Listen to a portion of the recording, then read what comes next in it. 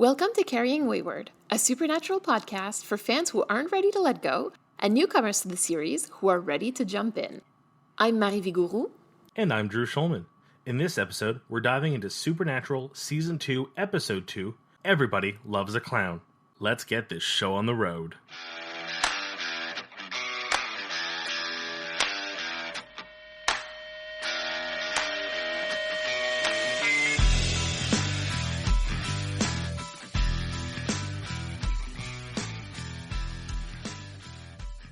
Drew, impressions. This is the first episode I had to watch with the lights on. Oh my god, I know. Isn't it awful? So I don't mind clowns. I can go to a carnival. I can interact with clowns. Growing up, one of my closest friends, her father was a lawyer by day, a clown by night. I loved the man. But creepy clowns are just that much creepier than anything else that's normally creepy. Creepy clowns is one thing, but I don't know. We'll talk about this a little bit later. But this is the one episode where I just cannot watch like the murder scenes. Or I had to watch them with like my hand over my eyes or something. Yeah, I couldn't watch it. It was just so creepy. So creepy. I figured with gorier scenes, I know you're not as comfortable, but these weren't gory. They cut away before anything happened. I know. I wasn't afraid of the actual murder. I was just afraid of the fear that they feel when they see this creepy freaking clown staring at them as they're waking up. But you know what? I do totally get it. Like, I 100% understand where you're coming from. Oh, God, I'm not ready for mannequin monsters. But are you ready for the recap? Yes. Surprisingly, the timer is ready. 2 minutes on the clock. 3, 2, 1, go. We get a lead finally after a very upset Sam at a funeral and Dean being all stoic and brave at a funeral for poor John as they burn his body, which I honestly, very smart move. Please. Like, good call, boys. They finally break into his phone after a few weeks of hanging out at Bobby's and find a voicemail from some woman named Ellen that John has kept. Ooh, who could this be? Let's go looking. We find the dingiest, old, worst-looking bar we've ever seen. They break in, because why wouldn't you?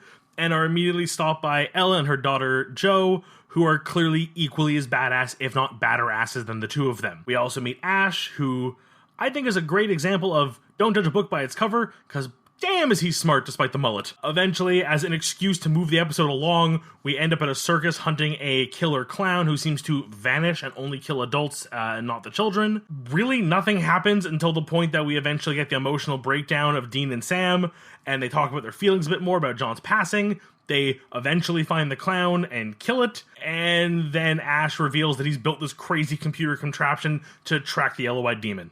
Time. 40 seconds left. Congrats. Excellent. I said this a bit during our prep time, but the actual plot of this episode, there's a clown, it's been killing people, they stop it, is so secondary. The real episode is I feel like the biggest moments in this episode all happen away from the plot. It's one of those episodes where I feel like the monster of the week isn't the clown. The monster of the week is grief. Yeah, well put. So we're going to dive into that in story time a little bit. For now, if I can just go back to your recap quickly with our long game. Like you said, we meet Jo, we meet Ellen, and we meet Ash, and we see the Roadhouse for the first time. Those are going to be, the Roadhouse is going to become like a landmark, and Jo, Ellen, and Ash are going to become very important characters in the next couple of seasons. There's one thing that Jo says that I just wanted to mention.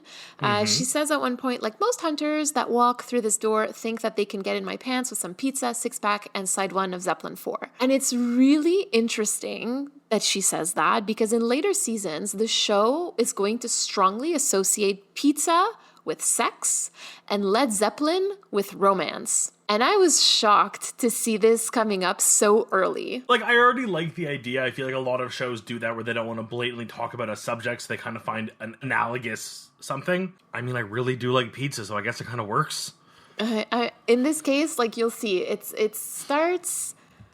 I can't remember exactly when it starts, but it starts fairly early on, so we'll have a chance to talk about that a bit more. Another thing that we find out that does become important a little bit later on in a couple of episodes, obviously not central to the plot, but certainly interesting, is that Sam is very afraid of clowns. And it's played off well in this episode. It's like done very cute and subtle. Like it's never over the top, but I think he also just kind of doesn't like carnivals in general. But like some of the interactions he comes up to during the episode that are not directly clown related, but just like carnival centric. I mean, I guess by association, but it just seems like he's generally not a big fan of the carnival. I mean, I definitely have some thoughts about that, but yes, I don't think that Sam is as comfortable with the carnival and the carnies as Dean would be. Lastly, throughout the episode, Sam is doing things because it's what he thinks John would have wanted.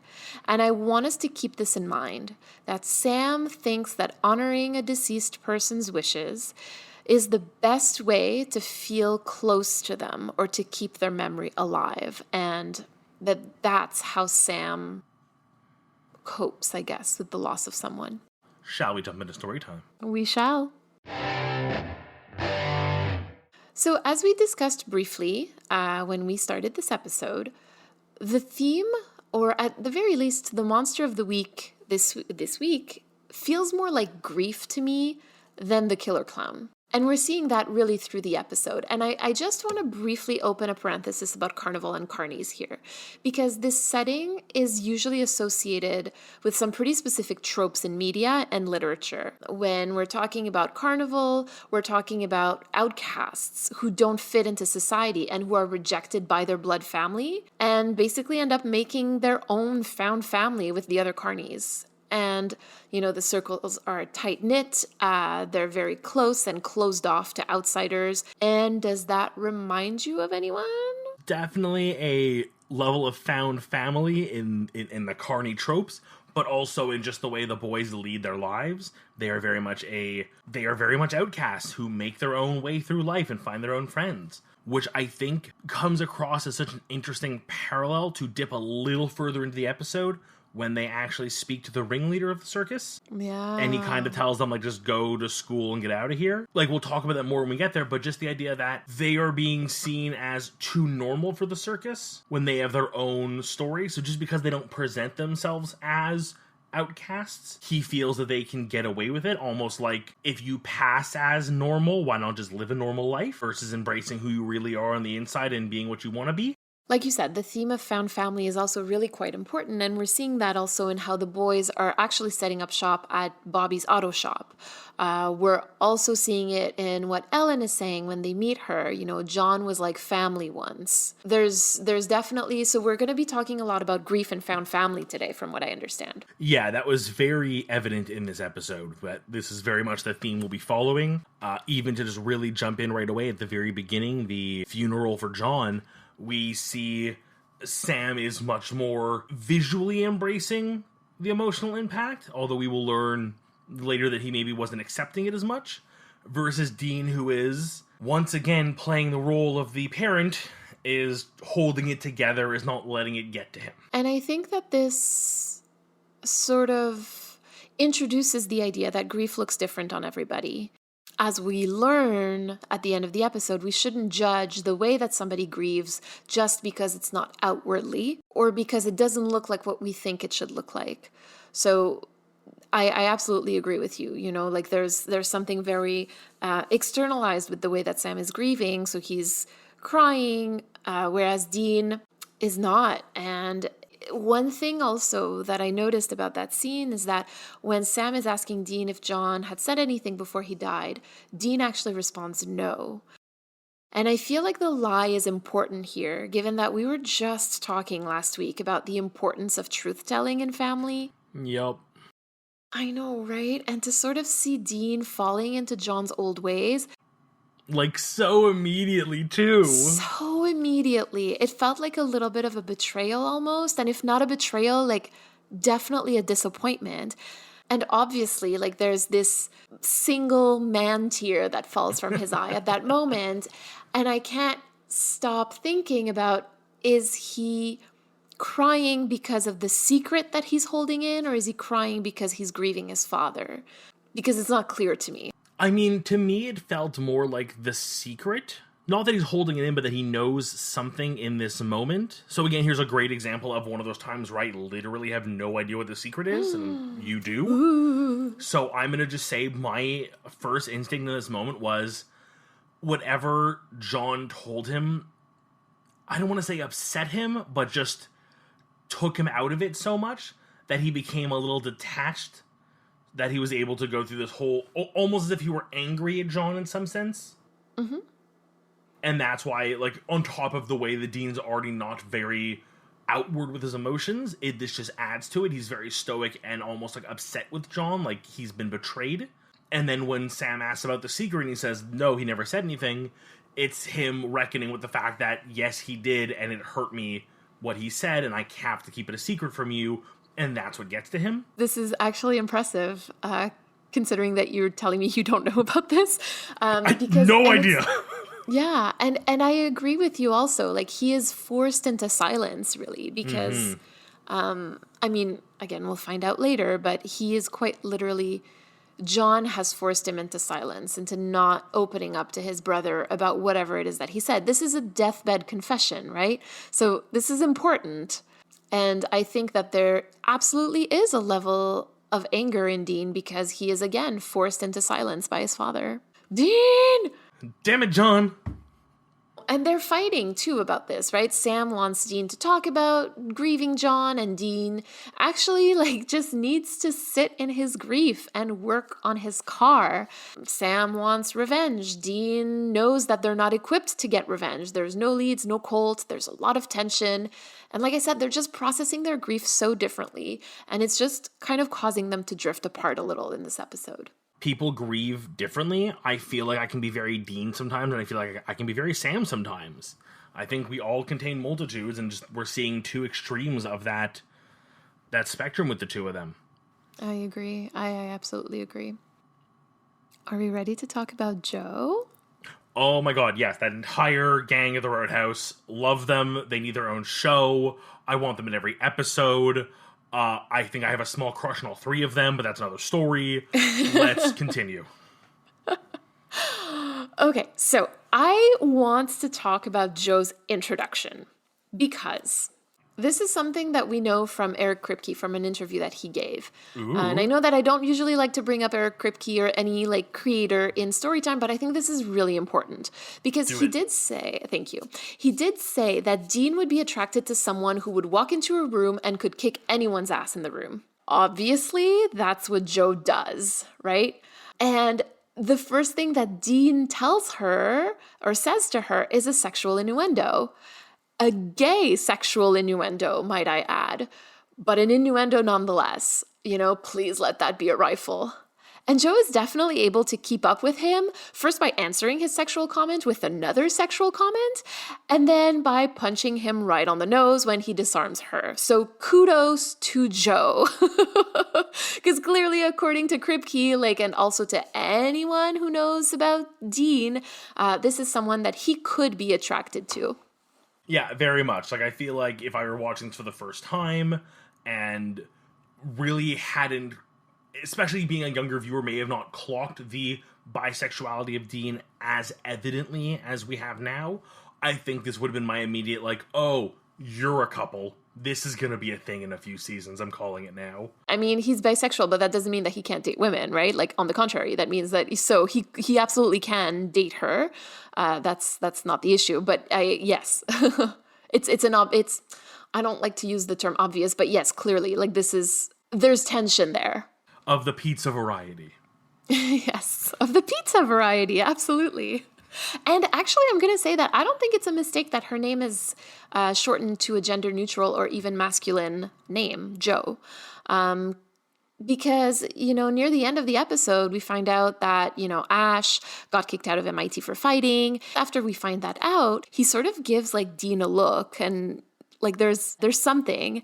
And then also, like, Dean tells Ash to call them if he finds anything. And then, like, he replies, "CC compadre." And he smiles and, like, he tilts his head when he hears it. Like, ugh, I don't know. Again, like, I am not a queer man, right? I am a queer woman. And so I can't always pick up, like, the signs, I guess, that men send each other in those situations, but I definitely picked up on that. No, it is evident as a man who is... I've been around the block a few times. It's there. It's cute. It's subtle. It's there. It's a very mannish way of doing things, but that is definitely two men kind of giving each other signals and testing the water. Right? Oh my god. And he says that he likes Ash's haircut, like just before the camera follows like Joe's butt as she walks away. Like, this is bi boy heaven for Dean, okay? Like, I'm sorry. Like, Yes. you have two people that you're attracted to of different genders. Like, I would love that. And like, I also find it interesting that like he doesn't actually openly proposition Joe. And I was wondering, why do you think that is? Okay, I have a lot of thoughts about this. This is actually Okay. what I wanted to bring up. Okay, I'm listening. I think a major bit of this episode, especially in the interactions he has with Joe, and the first one being you can see him start the line and then stops himself. I think this is very much Dean, for the first time since John's passing, realizing he doesn't need to be the man John thinks I am anymore. He's allowed to be himself. Dean is a bi character. We are not questioning this anymore, but he's had to hide it because he knows he'd be disapproved. It would be seen disapprovingly by John. Suddenly, the figure who's been looming over him this entire time, kind of acting as the, the wagging finger of a parent being like, you can't be bi, you have to be a manly man who sleeps with women. He suddenly doesn't have to be that. Yeah. And this is the first time, and again, it's pretty soon after. I mean, what has it been, 2 weeks since the funeral, I think, at this point? Something like that, I think. And they've pretty much been cooped up at Bobby's this entire time, him underneath a car for the entirety of those 2 weeks. Yeah. He's now interacting with a woman who, like you said, by all cosmic signs, should be his perfect match. And he just sort of has a moment where he's allowed to go, I don't have to give you the cheesy pickup line. I don't have to put on an act. I don't have to play beer-swilling dude in bar who hits on every woman. The pizza six-pack and side one of Zeppelin 4. Yeah. Not to say that he wouldn't love those things. Exactly. And he does love those things, but he just... Yeah, that's so true. It's interesting because like I was so close to that realization in my notes. Like I wrote actually that he feels that he can drop the macho act around women and so I feel, but I think that you're explaining it much more, yeah, just from a place of more. But something else too, it goes with it, is just his promiscuity in general. You realize that he's probably slept with so many women just to sort of help push that narrative, to make sure that other men knew he was a manly man who sleeps with pretty girls. And again, suddenly, that is no longer something he has to worry about questioning. He doesn't feel the need to have to, either A, make the move, get turned down, and go, I almost had her, or another notch on my belt. He really can stop this act of being this promiscuous, flirty guy when he doesn't feel like he needs to be. He still has every right to be that guy, and I am sure with 14 seasons ahead of us, it will happen again. I don't doubt it. But I think in this moment, he realizes that there's no one to put the show on for. This is super interesting. I actually really appreciate your comments. And I still find it interesting because a little bit later, like, he gets super uncomfortable when they're asking Mr. Cooper for work. And he ends up saying something like, well, Sam has a thing for the bearded lady. And then the face that Sam gives him is one that we'll see, like, again and again on the show, where he's like, why do you have to be like that? He's just so fed up with him. Like, and this sort of felt like a callback to Bugs, where Dean like jokes about pretending to be a couple with Sam, and Sam is just like, why? Why are you like this? Like, it's just... I just feel like the line, why are you like this, can be said so... It's just such a great Dean, like, sum up. But it's true, like, because I feel like if anybody knows about or is able to recognize when Dean is overcompensating, it's Sam. And to see him say something like that, he's like, I'm not the one who's bisexual. You are, you asshole. Like, don't, like, why are you always throwing me under the bus? And of all the characters that could be described, the bearded woman being the choice was, I think, just a little bit like, not on the nose per se, but it was like, it was a conscious choice, wasn't it? Yeah, they definitely lacked a little subtlety, let's put it that way. Did you clock the other callback to Bugs, though? No? What else? Okay, so when Mr. Cooper is talking about living regular, which you've mentioned at the top of the episode. So in Bugs, if we remember well, Dean is completely rejecting the white picket fence. He's like, he wouldn't have any other upbringing than the one that they got. And here, it's actually Sam who goes like, we don't want to go to school. We don't want regular. We want this. And you can tell that this is not sitting well with Dean. And so I'm finding like an interesting contrast between Dean, who was just so adamant that the life that they got was fine, and then now hearing his brother saying like, no, we want this weird ass life. He's not super happy to hear it from Sam. The fact that I didn't catch it, and then that Dean makes a big stink about it right after that, I think was even more jarring to me, because they are so used to lying to people to get what they need because it's part of their gig, that it didn't faze me. It was them filling in the lie to get the job. They were just literally doing what they had to do. But to then have Dean turn around and be so adamant about, what do you mean you don't want to go back to school? That was just part of the act, right? You're not actually thinking that, right? Like, that there's a part of Dean that heard that and got worried. Yeah.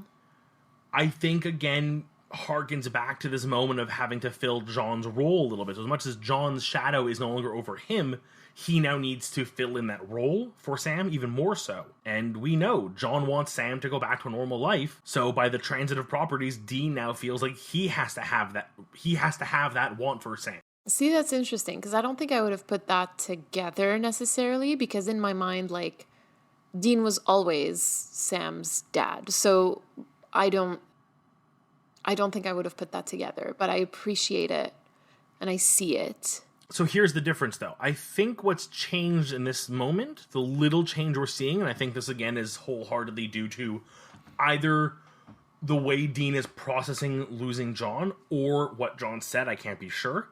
But the difference has always been, while Dean had to play the parental role, he never stopped wanting to be Sam's brother and best friend. But suddenly, he is now putting Sam's needs or wants ahead of his own, even more so. In the sense of, I don't want you to come on the road with me and adventure forever. I'll keep doing that, but I want you to go back to being safe and sound. Shall we move on to the big blowout? Let's.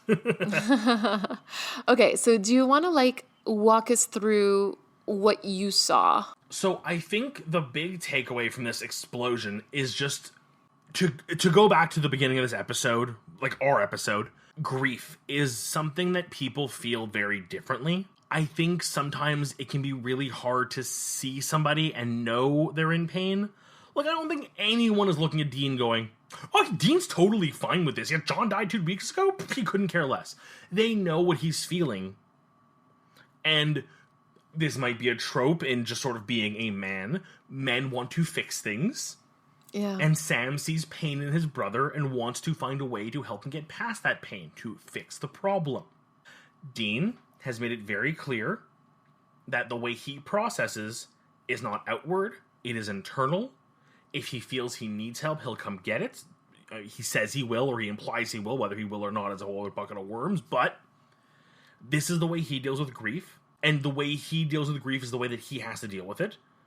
And it makes Sam also come out and say that the way he's been dealing with grief has also been not the way he wants to. He's been dealing with grief the way he feels he has to, because it's what he wants other people to give him. It's interesting because, every time I watch this episode, I'm always resentful towards Sam for saying that Dean isn't dealing with John's death. Because, to me, it's so clear that he is grieving by working on the car. Like you said, we can't judge grief based on what it looks like on the outside, because grief doesn't look the same on everybody and is also not linear. It comes in waves, and some days you'll feel okay and some days you won't. And some moments you'll feel okay and some moments you won't. And all of that is normal and okay. And there's no normal in grieving, or there's no one way to grieve. And you can see that Dean is just so angry with people asking him if he's okay that he ends up lashing out at Sam. The same way that John used to lash out at him. Dean stopped adopting Johnisms. But you can tell that he instantly regrets it, though, also. Yeah. And so I think that that's important because, again, like Dean has only had John and TV as models, as role models. And so he got annoyed with people, and so he lashed out at the person closest to him. That's what John used to do, and now he did it with Sam. And he regrets it. And so hopefully he can identify that and, you know, maybe not lash out at Sam next time. Hopefully this is a growing moment for both of them. It's one of those rare moments that I asked for way back when in a Crossroads deal of letting them deal with their emotions. And yeah, I mean, they are at least dealing with them in some sense. They've taken some time away to work on the car. They're taking on a smaller case just to kind of get back to normal, which I think is a coping mechanism, but at least it's gotten them to a point where they can discuss things. And, you know, Sam has his realization that he's not doing this, that the air quotes, doing what John would have wanted isn't helping in any way. And then he has to find his own way to deal with it and learn and grow. And ultimately they all come away from this episode a little better, even while still grieving, which I think is important as well. Absolutely agreed. And like you said, they end up patching it up, right?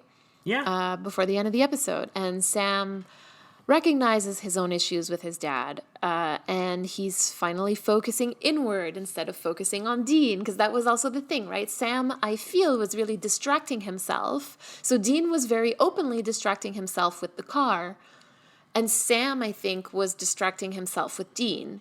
You said that Sam was trying to fix Dean while Dean was trying to fix the car. And so I just find that so, like, what a circle, right? And that is like, adorable. I kind of love that. Yeah, so he finally starts focusing inward a little bit, and Dean takes a crowbar to the car and actually externalizes his feelings. I can relate. There may or may not be a video footage of me destroying a couch after needing to grieve for myself, so... And I may or may not have set that to a wrecking ball by Miley Cyrus. It was an interesting time. So I feel like, you know, we've come full circle from the beginning of the episode where the boys have found what they need in order to grieve their father. At the end of the day, you got to learn how to grieve. You got to learn what you can and can't control. And I think they've gotten to a very good point. And I will also commend the show for letting them reach a conclusion without ending grieving. You know, this isn't over. I won't be shocked if next episode has moved on enough that maybe it's a little more in the past. But in this moment, they're not just saying, okay, we're done, we're past grieving. They've just learned how to handle a little bit better and handle each other a bit better. Yeah, exactly. It feels probably a little less raw at the very least. So, yeah, we'll see what happens next episode with that. Shall we hop into critical time? We shall. So, Mary, who was our writer for this episode? So, the writer for this episode is actually John Shiban, who has given us episodes in season 1 like Skin, Hookman, Scarecrow, The Benders, and Dead Man's Blood. And can't you see it? Yeah, some of my favorite episodes for sure. And yeah, I can see that in both the just the style of the episode. Yeah, there's something definitely there. There's definitely a vibe there. Oh, absolutely. And the director was Phil Sgriccia. The episode is named after a song by Gary Lewis and the Playboys. So I think that that's just interesting. Like, I went to look at the lyrics. If anybody wants to do a closer analysis of that, I think that could be interesting.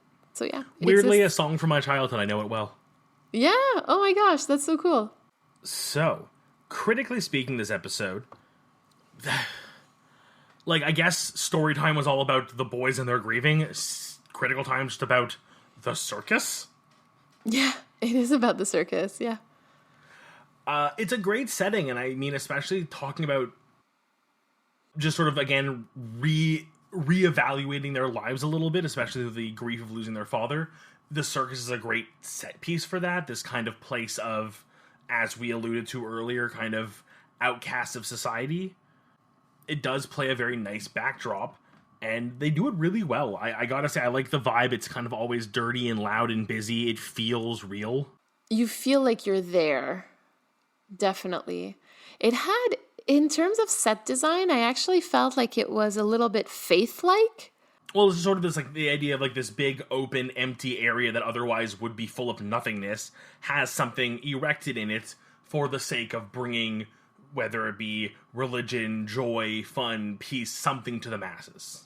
If we talk about the clown itself, before we actually get into the Monster of the Week side of things, but the clown itself was just, as I said top of the episode, I don't mind clowns, but I think there is this great level of creepiness to achieve from something that should be harmless turning like that. It would almost be less scary if the clown were revealed to be more of a creature during these, like, kills or these, like, deaths, but it just smiles. It's just a clown. Like, it does, like, yes, towards the end when we actually fight it, we kind of see those, like, yellowish eyes, and we get kind of like a allusion to there's more to this creature than what we're seeing, but the clown itself is just so well executed.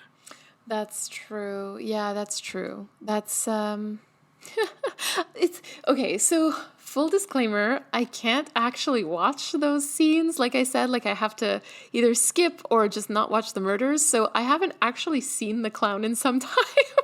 So, if we're talking creepy clowns, I think the most obvious comparison to draw would be Stephen King's It, for any viewer who has seen. I actually haven't seen the newer ones, so I'll be looking at the original made-for-TV movie of It, starring Tim Curry. I genuinely remember watching the movie as a kid and being more freaked out by the clown being calm, cool, and collected than I was when it was this weird, demony spider creature in the sewers. And I think this just goes to the whole, you don't have to reveal everything. Secrets can be spookier. So by having this creature of the week that is so much just a hidden behind a mask, it is scarier than anything you could ever show us. And the fact that, as much as you've skipped those scenes, there's no gore, there's no blood, we never actually see it kill. All we ever see is this moment of people realizing, there's a clown in my house, and then cut to black. And that, to me, is just masterful. Rightfully so, that reaction. But from a horror movie fanboy, chef's kiss. Absolutely. And I mean, I think that that's the whole intended effect, right? So kudos. So if I can go a little more Monster of the Week for just a second, I did try to look up a little bit on the Rakshasa.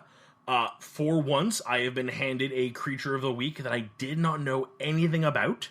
I usually pride myself, whether it be through video games or a movie or just reading up on the occult, I know these things. This one eluded me completely, and according to the research I did online, eludes a lot of people. There is very little on it. It comes from Hinduism background, and a lot of Indian religion and folklore do talk about it. There's not much to say. Some stories have shown it as evil or as good. The ones where it is evil, it does eat flesh. I did try to look up if there was any kind of history to the bronze being used to kill it. Nothing I could find on that.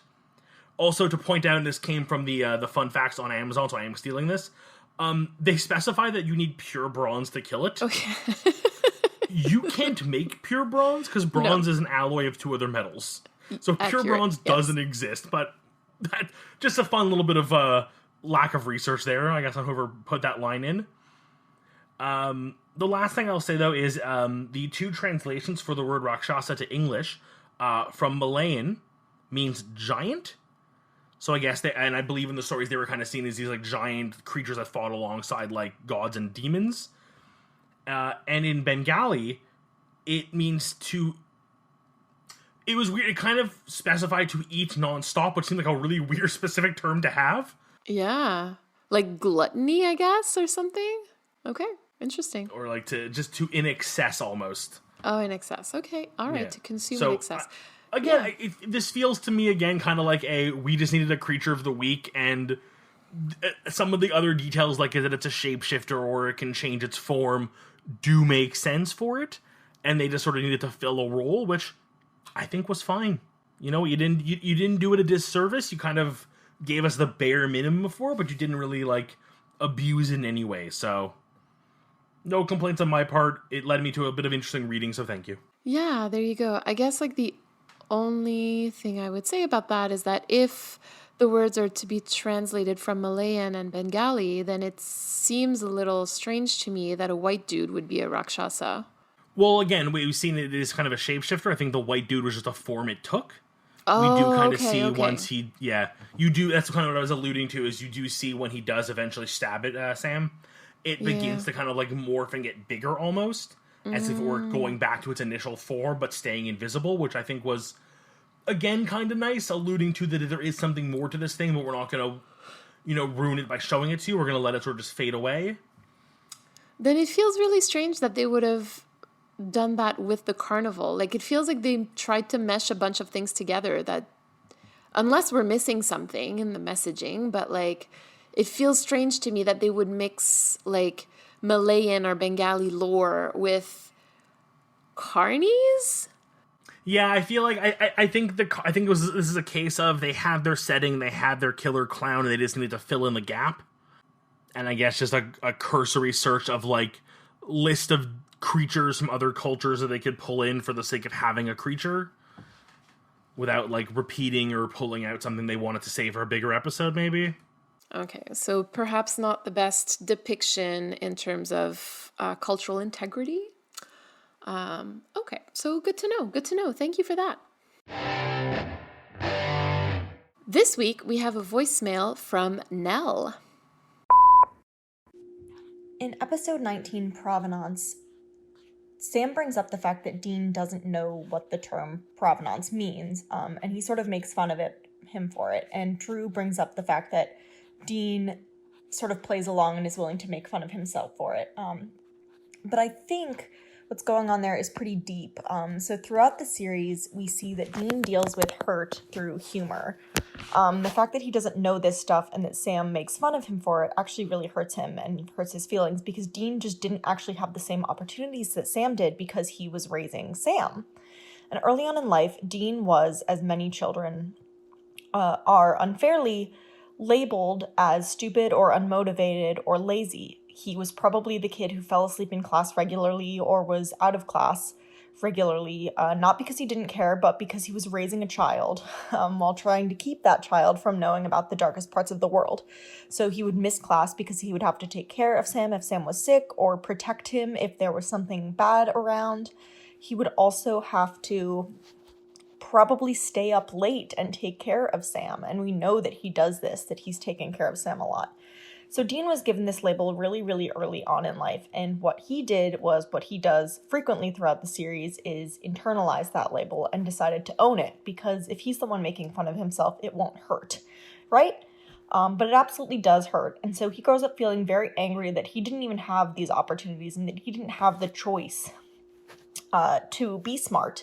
He was the dumb one when he just didn't have the opportunity to be smart. And so I think when Sam pokes fun at him for this, it hits right at a really deep personal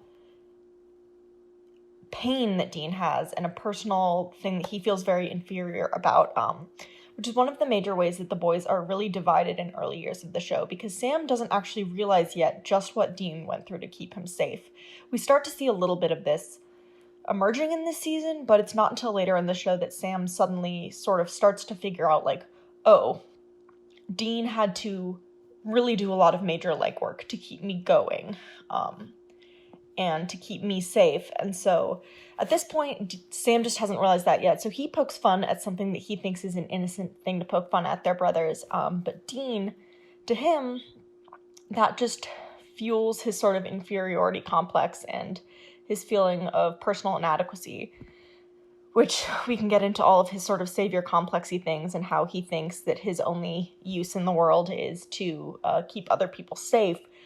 But I just thought it's really interesting that we're seeing this now, that Sam is making fun of Dean for not knowing this term, which the term provenance isn't even very common. I know it because I have an anthropology background, but not many people would know the term provenance, especially not if they haven't had the opportunity to spend time in that sort of world. So I think we're really seeing here some of Dean's greatest insecurities coming to light, and Sam's inability to recognize those insecurities through this show, or through all of this. So I loved your episode. I loved all of your takes on everything. Keep up the hard work. So first off, Nell, thank you so much for taking the time to actually send us a voicemail. As you know, we absolutely adore them. We always feel so special whenever we receive one.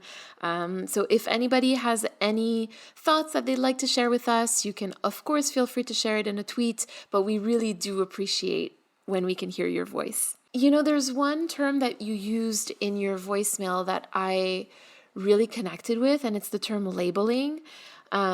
Especially when you say that Dean ends up internalizing and owning the label that's being given to him. In this case, you know, lazy or stupid or unintelligent, unapplied. What happens when you're labeling someone really is that they can end up, like you said, internalizing it. And what that results in is like an erosion of their own identity, their own personhood, to kind of like center more closely around the label that they've been given. And so when teachers label kids as lazy or stupid, what ends up happening is that the kids do end up centering their own definition of themselves around those labels. And you know, I'm thinking about all the listeners and all of the fans of Supernatural who like to think of Dean as having ADHD. And I mean, just thinking about being a kid in the 90s who potentially had ADHD, you know, to be labeled that way, as many of my, especially guy friends were, yeah, these are very real experiences that a lot of people in our generation have experienced, and probably even worse for Dean because he came a few years before us. So I just wanted to say a huge thank you for pointing this out, because it's very true, and we're seeing it in Dean all the time. So thank you. I also just want to say a huge thank you. It was a very great voicemail. And as someone who was not very applied in school myself, I understand that. I was, of my friend group, kind of the least of the intelligent. I was the one who wasn't in the gifted programs or in the advanced programs. You know, I understand what it's like to be not the smartest and have people kind of make that your thing. And it's tough because at some point you kind of just embrace it because it helps you connect to people. You know, it's that self-deprecation. It's, even now as a larger guy, it's easier just to sort of joke around about my tummy. And, you know, I'd love to get into shape and feel better, but it's also part of who I am, and I need to be able to be comfortable with it. And it's not someone else's, you know, target to shoot at. It's my identity.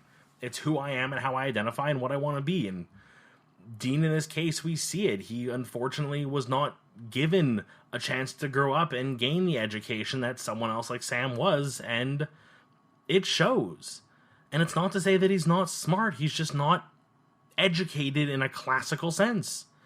Exactly. And I think, to me, like, that's the part that hurts the most, is that those labels are wrong. He's not lazy, he's not stupid, he's not unintelligent, he is none of those things. And yet, because he was labeled that way, he ended up internalizing it and thinking of himself that way. And I think that that's just really sad.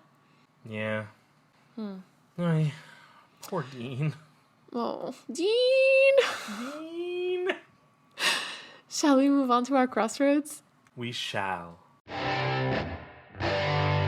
Would you like to get us started, Drew? I would, and I was a bit worried because I kind of knew where I wanted to go with mine. And then I saw your notes and went, damn it. I mean, go ahead. It's fine. Even if we have the same one, I think it's okay. No, because I think I have an interesting backup one that now that I've thought about it a bit more, I almost like better, so. Ooh, okay. All right. Go ahead. I feel like we made it very clear how this episode's whole circus motif in Killer Clown was very secondary to the major plot of dealing with grief and, emotions. And I don't think it added anything. I feel like last episode we kind of talked about how, as much as it was a lot of wasted time of Dean trying to solve this Monster of the Week case, which ended up just being a Reaper there to teach him a lesson, which ultimately he doesn't remember because he loses his memory, which is a whole other frustration. In this case, we do have a setting where I think they could have grown, maybe not in the grief side of things, but in the found family side of things. And I think I would have liked more time at the carnival, and more specifically, more time with the, and I say this with all of the air quotes and hope you understand when I say these words, the freaks. And it's alluded to when they first start talking to the ringleader, and he makes a comment that unfortunately is very true historically, that, freak shows were deemed inhumane, which I agree with, but then you had people who had no other life skills because they'd grown up doing this and being supported in these groups, who now had to go out in the world and make their own way, but society still looked down on them for being, in their eyes, not normal. And I think having this found family, this community, these people who are not just different in the way Sam and Dean are different, but different in a visual sense that makes it much easier for an audience to understand, would have been a great cast of characters, even just in this episode, to introduce and use as a part of the plot. Yeah, I agree. And I just think it would have allowed for a lot of questioning and looking into things, and ultimately I love the idea that it could have been almost like they were sidekicks, like they kind of understood the plight because they've been through so much, they've seen weirder things. I mean, they have a psychic in their group, like, it wouldn't have been out of the question that there might have been a killer in the parks and they knew more, and they were the source of information and the research in this case, and given us, hey, they are more than just freaks, let them have layers, would have been just a great secondary lesson to this episode. Of course, I don't think it would have fit with the grief side of things. So ultimately, I think this would have worked better as a separate episode. But I think they could have made a really good episode about the societal perception of freaks in a freak show at a carnival, along with the brothers who look completely normal but have their own, things that they're hiding from other people that they don't feel comfortable sharing and need to find their own ways to becoming acceptable, but maybe not in this episode. So my Crossroads deal, what I would give up, I would give up the very immediate reactions to dealing with John's death and let that simmer over several episodes more, maybe. There's something that you said, actually, so first of all, I absolutely agree, and it's true that my Crossroads is very close to yours. We're just attacking it from different angles. So this idea that we're using the word freak specifically because that's the way that it's been described in the episode, right? Mm-hmm. And I think that the word freak is also going to become very important later on in the next couple of seasons, particularly for Sam. And it was very important to Dean on Skin last season. So clearly, you're right. There's a theme there, the theme of being outcast from society and othered from society. That is very important. And I think, and I agree, I don't think that this was explored as much as it could have. Mm-hmm. Because this episode feels like it's trying to fit in a lot of stuff all at once. And I'm not sure that it worked in that sense. So, I feel like the last episode and this episode suffer from the same issue, which is, for whatever reason, can't break from the tradition of a Monster of the Week episode to explore deeper things. So they cram something in to make it feel like a Monster of the Week episode, rather than, if I can use Buffy as an example, I feel like every time there was a Monster of the Week, it was always used to fit into the story versus just being there while the story was happening. I'm sure there's some off episodes even in Buffy, but I feel like in the fact that it's 2 in a row now of season 2, and I understand this is the first 2 episodes of a season, there's a lot of things to get out of the way, but it feels like you could have maybe found a monster of the week that better suited it, and maybe had saved this carnival and clown and freaks and found family for its own episode. Absolutely agree. And that's exactly my Crossroads deal. Like, I wish that we had removed the carnival altogether, because I'm also not entirely sure how I feel about how much of a caricature they made the carnies. You know, this is not part of like my lived experience, but it just felt very tropey. And so for a show that tries to be as close to reality as possible in the way that they portray people and relationships, like I'm not sure about it. Like, I feel off about it. So wish, remove the carnival so that we can focus on the grief, and keep the carnival for later, where we can actually really explore the theme of feeling othered and feeling like an outcast and found family. I will respond to my own Crossroads, though. Go for it. Because I'm just very contrarian. The monster of the week, I feel, was also a good way to represent grief. And hear me out. It happens at unexpected times. It's invisible most of the time. And it's blind in the sense that it affects everyone equally. That is really well thought out. I had not considered this. So that's why I personally don't have a problem with the monster of the week so much. I have a problem with the setting of the monster of the week. So I think that it was a good monster of the week, not developed enough because we spent so much time on the carnival for no real reason. There was barely any payoff for that. But yeah, I think that the monster of the week works, not in the carnival setting. In this episode anyway. In the larger theme of the series, yes, but not in this episode. No, you're right. I think I would have loved to have seen this same creature explored a little more. And again, they could have then involved a little more of the lore and the reasoning and some expertise. This could have also been a great time to use the resources at their disposal now to kind of help set dress a little bit of, you know, being at the Roadhouse and having people who have other knowledge and, you know, what have you heard, or what are the stories, or, I mean, heck, even if they had gone back to Ellen and Joe and used the Roadhouse as like a weapons cache almost, of being like, oh, rumor has it you can kill it with one of these, and like one of these other hunters had left it here because he knew there was one in the area. Like, build the world a little bit and build them a little bit, because they really are introduced, swept under a rug, and then brought back for the end of the episode.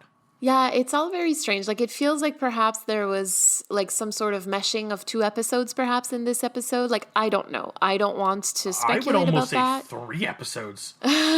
Potentially, yeah. But, and yeah, like I think we saw last season there was an episode that was like canned and rewritten to be redone, or they were given preliminarily X number of episodes and one was taken away or one extra one was added, kind of thing. And again, that's just the world of production. Things happen, you have to work around them. And if this really was the meshing of 2 episodes, kudos for making ultimately a really good episode all around. Absolutely. I mean, at the end of the day, this is an episode that I enjoyed. I want to be clear about that. The reason why we're able to nitpick is because it was good. Otherwise, we'd be talking about it like we talked about Bugs or the Benders. We'd have a real Carney in studio with us to explain why it was so bad if that was the case. Yeah, exactly. Oh, can we get a Carney on an episode one day? I don't know what for, but now I want a Carney on the show. Oh my God.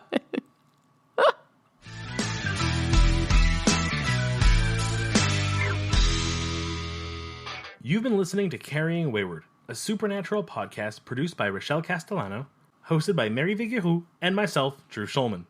This week, we'd like to thank Nell for her voicemail. Help us keep the conversation going. You can send us a voice recording at carryingwayward@gmail.com, and follow us on Twitter, Instagram, and TikTok using @carryingwayward, or go watch our live episode over on YouTube under Carrying Wayward. Subscribe on Spotify or Apple Podcasts for weekly content, including some special episodes. Until next week. Carry on, our wayward friends. Mwah, mwah. Okay, hold on. Something is playing. I think you're still on the beat. Oh, shit. Hi. You okay there? Yep. I'm sorry. It's just because I had to bring the volume up for her voicemail. because I couldn't hear very well. And then I forgot that I did that. And then you spoke like at a very normal tone. sorry. And it just felt like a lot. I'm sorry, dear.